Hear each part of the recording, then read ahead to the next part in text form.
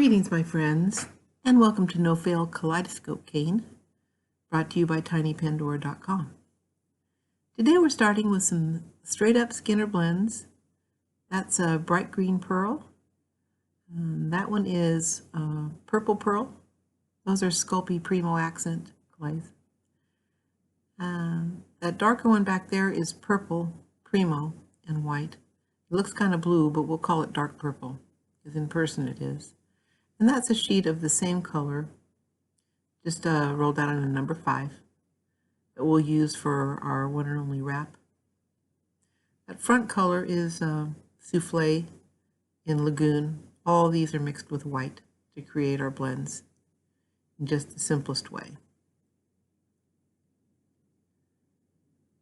So we're going to use these today cut in half.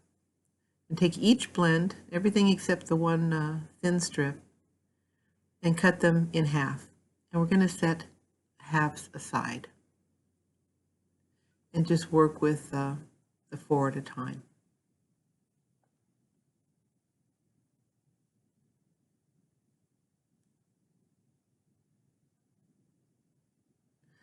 So this one's going to go into the pasta machine in a strip.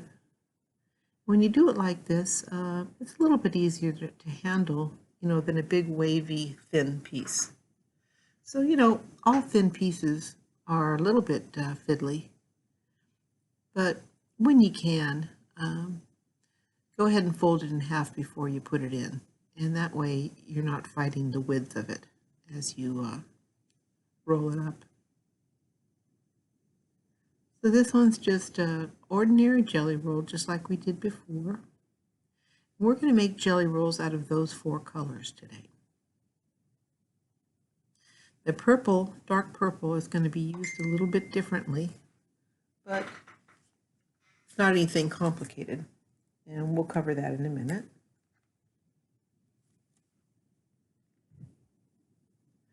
When I reduce these, get them a little bit warmed up. It's nice and thin and soft right now, so it's not going to be real hard to do. You don't need to use cane caps or anything on a nice fresh piece of clay that's like this, especially not a simple component. I use the round and square cane caps on completed complex canes. Yes, a lot of the time, in fact, all of the time. I don't use them on triangular canes, though, because I found that they are really hard to use. The triangular caps were hard to use. Everybody wanted them, and I had them made, and then over time, I just saw how frustrating they were to use, and I took them out of the store. So I just can't sell things that I think are hard to use and frustrating. But anyway, I reduced this simple component this way. I'm stretching it and warming it, kind of getting it, ready for rolling. I don't put them down on the work surface until they're right about this stage where they're really soft, because if you put them down while they're still firm, you can get a hole in the middle. It's kind of like, it feels like a rattle, and it's really destructive to your final cane. Sometimes that hole is there, forevermore. There's my little reduced one, and I'm going to do the same thing. That doesn't have a wrap or anything. That blue is just the outside, color. But see how that looks like it's purple now, and it looks like it's blue down there? It's just the light. So don't let that throw you. So anyway, I've made another reduced jelly roll. So now we've used both halves of our purple, all except for that one little sheet that we saved, right, on a number 5. Oh, I gotta go, no, 2 inches, yeah. So I'm going to cut that 2 inches, 2-inch pieces. And I'm just going to arrange them every other. Now I'm taking the time to, have those lines be completely straight and stuff, but we just need to establish right now that you don't have to always do all that stuff. That's just a habit, and it's not going to matter in this cane, because this is the most forgiving kaleidoscope cane you're ever going to make. So I compress those together and make sure they're stuck just by rolling over them a little bit and kind of squeezing them a little bit. It wasn't too scientific. And I'm going to put them on my number 5 sheet. So see, the size of that just really needs to be about 6 inches by 3 inches approximately. But you know, when you go to put that on there, if it's a little bit small, stretch it out a little bit. This is a forgiving cane. It's a no-fail cane. Everything that we're going to do has its own reason and its own beauty. And if you're doing it a little bit differently, it's going to have its own beauty too. And the same with your colors. That's why I'm not being too, you know, picky about what colors you use. I want you to use the colors you want to use. But here we go with our fan fold. You know how to do it in the other videos. That strip I put through on a number 4. I think it's just a little bit easier to handle that way than those super thin strips are. I'm making fan folds out of the rest of my colors. So our purple is used up in that one little cane that we just made. And our rest of our colors are used up in these fan folds and of course our jelly rolls that we made. Let me show you something really fun to do with your fan fold. This makes a huge difference in the cane and it's easy. I'm going to put my little pumpkin head in the camera. Sorry about the bug hairs. I'm going to cut it in half pretty evenly because I don't want to waste any of this. It's really nice to have them be uniform. So, you know, we started out with uniform sizes, and that's how we end up with uniform sizes. Now, believe me, if something goes a little wrong and your sizes aren't so uniform, just remember that whatever your cane ends up to be is okay, as long as it's symmetrical in the end. So if one side has a skinnier piece and one side has a fatter piece, if those two variations go throughout the cane, it's still pretty, and you're going to see that. That's the thing about caning that you don't want to be afraid of is, oh no, this one piece is wrong and I've made a mistake. It's going to spin around. It's going to meet up on the other side. Symmetry of the big cane is all you really care about. But we'll see that as we go. So now we have these, and we have jelly rolls too. Huh? I keep messing with that turquoise one. I hope I'm happy someday with it. Okay, so we've got 3 fan fold stacks with the white on the inside. And you'll see how cute that looks later. It's so fun, you're going to want to do it other times.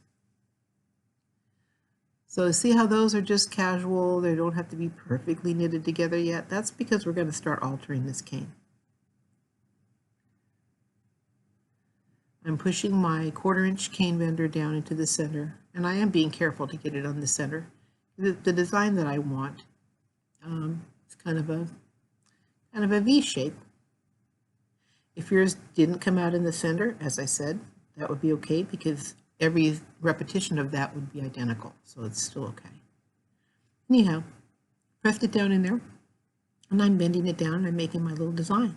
So that's the easy way to get an interesting motif without, you know, the work of building an interior part and wrapping it and all that stuff.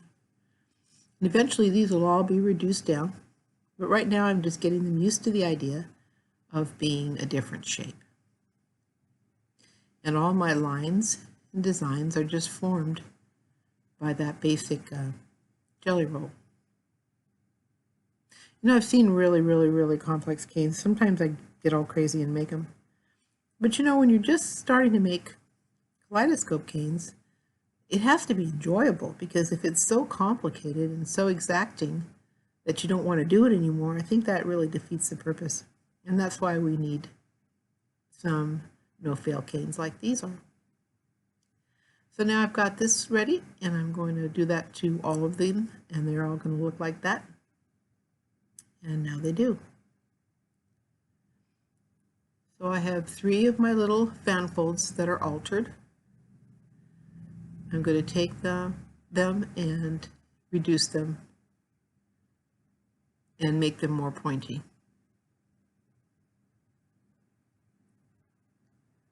We're going to do that to all 3 colors until we can build our trapezoid.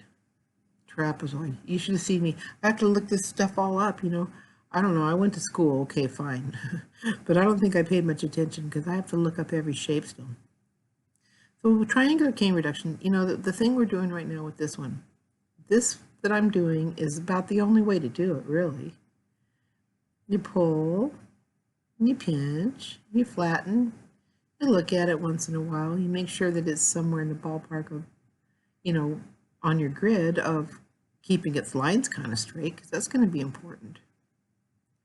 This is souffle, so it reduces, I think, a little bit easier than most other clays do. That green there, that lime, is really kind of firm. It's kind of been battling me a little bit.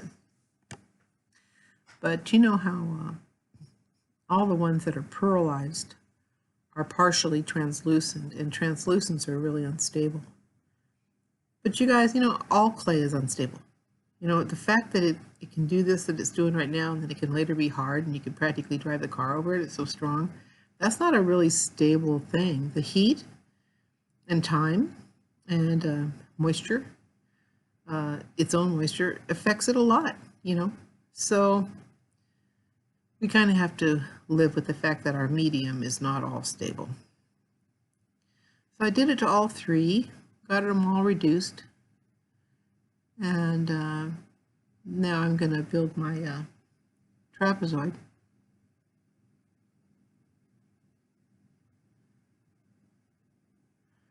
You can arrange the colors in any way that you like. You know, in Great Britain, it's not a trapezoid, it's a trapezius. Yeah, that's right. I got Google. Okay, so I'm putting these together.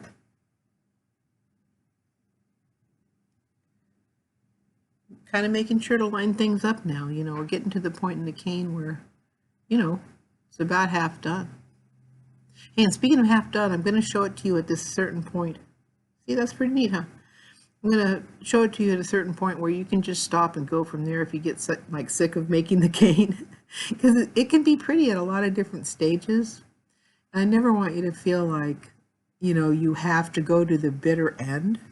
Just, you know, make it stop when you're ready to, combine it when you're ready to, and then watch the rest of the video later, and you'll have more tools in your toolbox for next time you want to build something.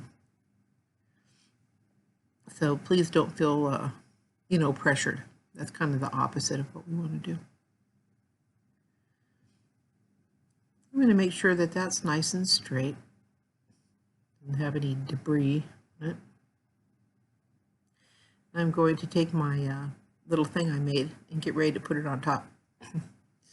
Now the reason we built that today is because last time we made stripes, I was telling you there's lots of different ways to make dividing lines. They can be borders, they can be dividers, like this one's going to be.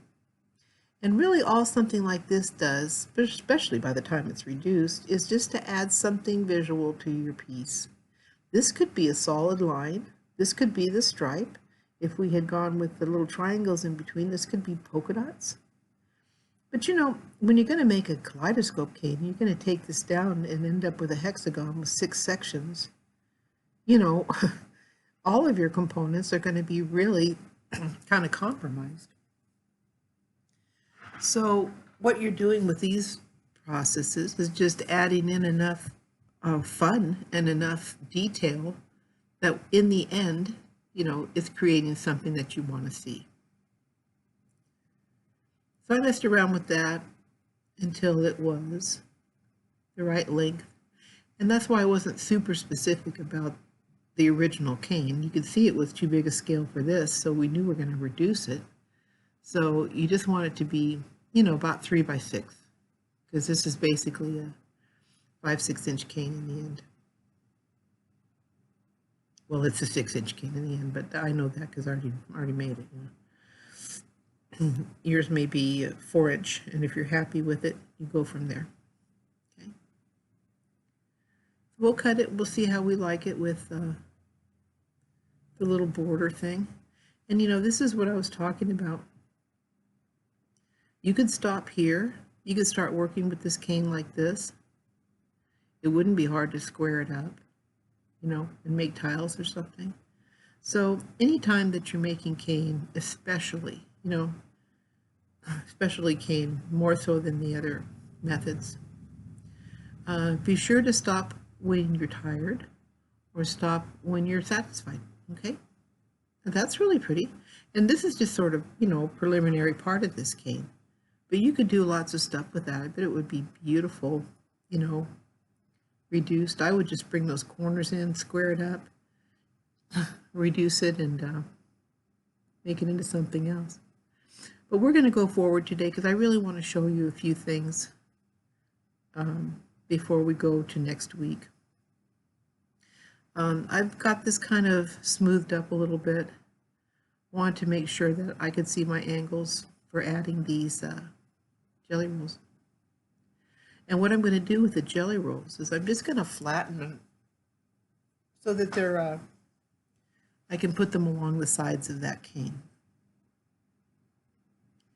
Now that's the one that's souffle, so it's really always easy to work with. It's always, you know, sort of preconditioned. Also, I'm building this cane all in one day, so all my materials is in good shape for working with, even the ones that are a little bit firm. So I've got that reduced, and now I'm bringing it down a little bit smaller and flattening it on one side. Now, in this case, you could have cut these in half and gotten a similar effect, but you know what? That's really hard to do. It's really hard to cut them exactly in half, especially when they're 6 inches long or even 4 inches long like this one is. Plus, you don't have the benefit of that color running underneath. So, you know, I just did it like this. So I'm taking my 1/4 inch cane bender and I'm making some interest in these, because you know how I'm so against big globs of color sticking in the canes? You can avoid that, as you know, by dropping in a line or creating a line or making an indentation and then putting it back together. And we did that, you know, early on, and that's what I call, you know, Pandorification. Yeah, that shape was fine. There was nothing wrong with it. But you'll see in the end cane that those little touches are really significant. And they give you a lot of self-expression because, as I've told you before, you can put 6 lines in that little piece. You could slice into it and drop a line into it. Those are all choices that you've got and that are going to make your cane more individual and more reflective of your tastes and your talent. Again, I'm going to apologize for these allergies. If any of you have a cure, other than the obvious ones, you know, like Claritin, nothing works for me. So I have to record audio no matter how bad my allergies are. So I'm bringing that back together, okay? And as I say, in the end, you'll see this pretty little thing that's in your simple jelly roll. That makes it prettier. It makes it join up side to side in a prettier way. And always feel free to do that to all your shapes. Alter them a little bit. The trick is alter them evenly. I've got my square pairs, and I need to put pressure on here to get my trapezoid a little bit more accuracy. That souffle is soft. See how it's kind of squeezing up a little bit? I dealt with it. It didn't make any difference in the cane. Some people think it's too soft to cane with. I don't think that. I made some really nice canes with it. It's just different. This feels a little bit different.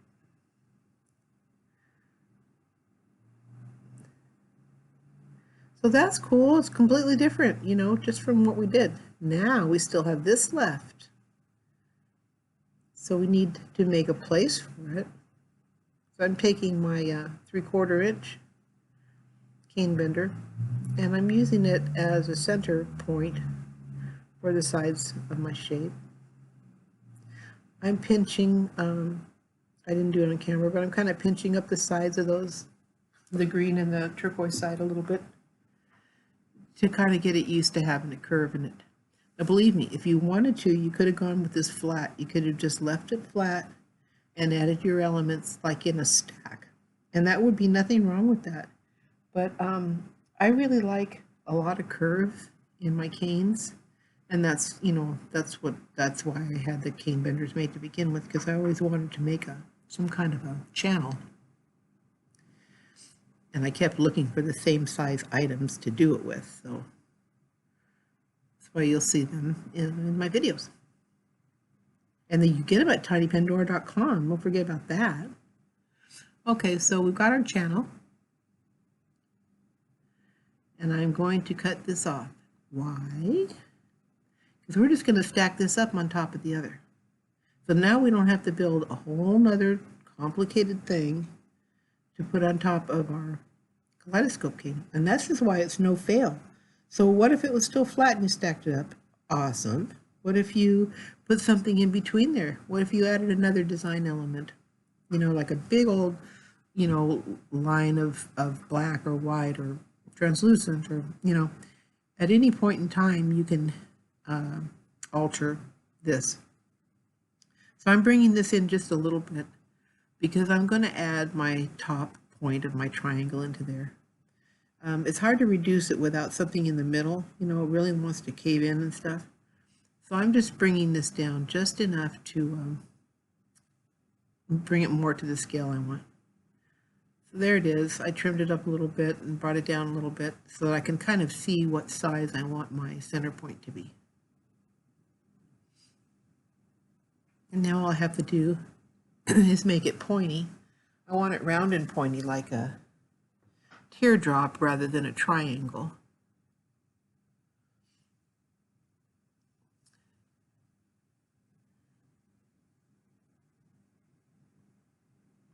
I'm looking carefully at both ends now because we're really in the home stretch of having this cane be complete.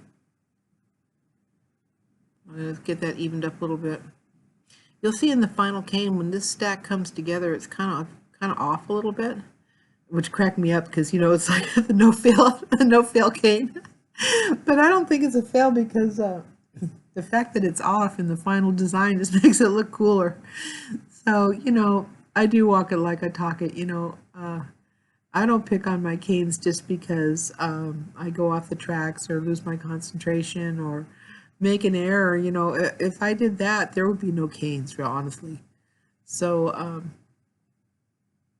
just get that as even as you can. Then I reduced it the rest of the way. It was much easier with that point on there to get that reduced. Take a little time getting those to fit. I kind of had to mess with mine because I really tried to keep a lot of that curve, but I didn't have much curve in the top cane, so I had to push on it a lot. That's all right. It looks fine. See how that's slightly off center there? Doesn't matter, because in the end cane, it just looks wicked cool. And yours is going to look cool too. Never give up. You know, if you get partway through a cane and you think, oh gee, that design element's too small or whatever, when you get it put together, you'll see it's probably fine. So this is going to have to be reduced down a lot because I want 6 good inches or more. So our cane is done. This is 3 inches of it. And I cut off another 3 inches. Cut that into 1-inch pieces, put them together. Cut that in half to make our kaleidoscope cane. Now I never cut the whole cane up. I always keep at least a piece this big around for making things. Maybe I'm going to want to make this bowl, and maybe the bowl's got all kinds of areas where I'm going to use different sizes. So don't make your hexagon until you're positive that you're wanting just that to be done. But we do need to make a hexagon because we do want to see our cane. So there it is. And you can see it's very forgiving. Every line doesn't have to be perfect. Everything doesn't have to be perfectly lined up. If you've got some bold elements, you can put them together and make them be pretty. So don't be afraid of kaleidoscope caning. You know, it's all there for you to do and enjoy. I hope you do, and I'll see you next time. Bye-bye.